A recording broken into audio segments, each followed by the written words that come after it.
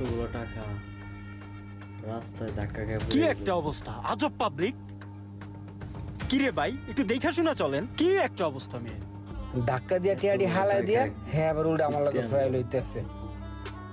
আসসালামু আলাইকুম ভাই। ওয়ালাইকুম সালাম ভাই। এদিকে আসেন ভাই।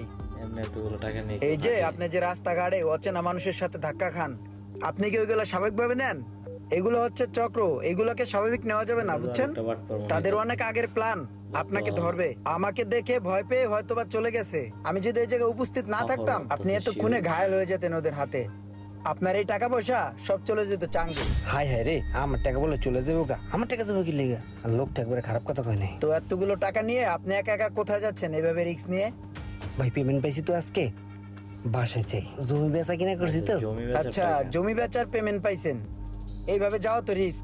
আপনি এক কাজ করেন, আমার সাথে